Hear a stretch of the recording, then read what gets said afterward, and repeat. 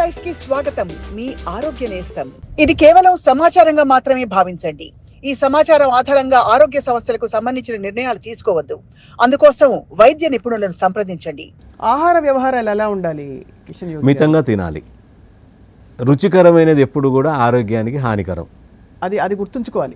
రుచికరమైనది ఎప్పుడు కూడా ఆరోగ్యానికి హానికరం. ప్రకృతి సిద్ధంగా ఆహారం కొంత మన పూర్వం నుంచి వచ్చిన అలవాట్లు, కొంత మన బాడీ అలవాటు అయిపోయింది. దానికి ఆ టేస్ట్ వరకే తినాలి. ఆ స్థాయి దాటి ఇప్పుడు తింటున్నాం మనం. అందుకే అనవసరమైన ఆరోగ్యాలు మనకు చాలా ఎక్కువ వస్తున్నాయి. ఆహార వ్యవహారాలలో మితంగా తినాలన్నది మెయిన్ అంశం అని చెప్తున్నారు. శాకాహారమా, మాంసాహారమా, లేక కారాలు తినాలా తినకూడదా, స్వీట్లు తినాలా తినకూడదా, ఇటువంటివి రకరకాల థియరీస్ వచ్చాయి. ఇప్పుడు మీ సూచన సలహా ఏమిటి, మీ అనుభవం ఏంటి? శరీరం ఏమి కోరుకుంటుందో అది తినాలి. శరీరానికి ఏది అవసరమో అది తినాలి. అది మనకు ఎట్లా తెలుస్తుందంటే మన శరీరము మన మనసు రిజెక్ట్ చేస్తుంది. రైట్. కానీ నాలుక రుచి కోసం మనం కొన్ని పదార్థాలు అనవసరమని లోపల వేసేస్తుంటాం.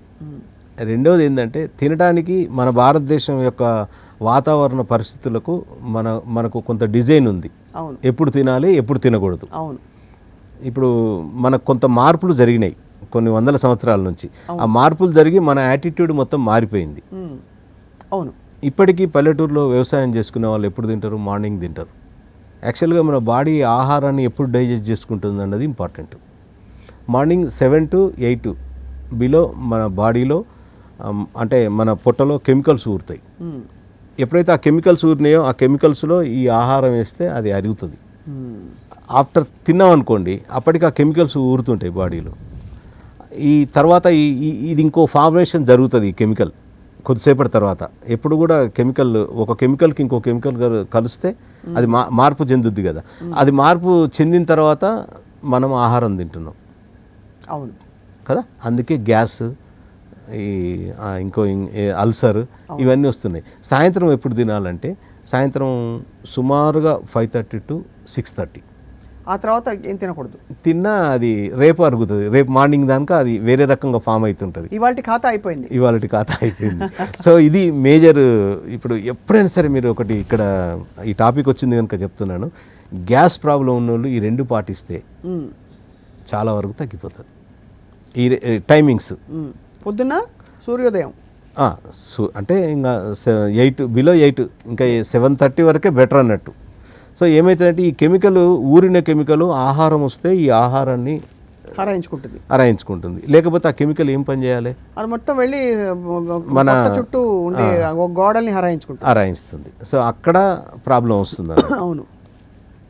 అలా పొద్దున్న సాయంత్రం 2 పూట్ల తింటే సరిపోతుంది అంటున్నారు.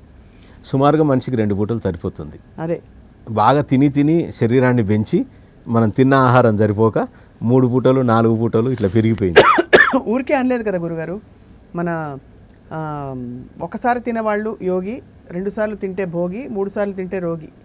అంటే పూర్తి సబ్జెక్ట్ తెలిసిన వాళ్ళైతే మాత్రం ఈ 2 టైంలో తినాలి. అవును. ఎప్పుడైతే మన బాడీలో కెమికల్ ఊరుతుందో ఆ కెమికల్ ఉత్పత్తి అయిన టైంకు తినడం అనేది ఇంపార్టెంట్. అది వేరే దేశానికి అది వర్తిస్తుందా అంటే సుమారుగా ఆ దేశ పరిస్థితులు, ఆ దేశ వాతావరణం మన దగ్గర సమతుల్యం ఉంటుంది. వేరే దగ్గర ఏదో ఒకటి ఎక్కువ, ఏదో ఒకటి తక్కువ ఉంటుంది. సో ఆ దేశానికి ఆ దేశం పరిస్థితి. ఇది కేవలం సమాచారంగా మాత్రమే భావించండి. ఈ సమాచారం ఆధారంగా ఆరోగ్య సమస్యలకు సంబంధించిన నిర్ణయాలు తీసుకోవద్దు. అందుకోసం వైద్య నిపుణులను సంప్రదించండి.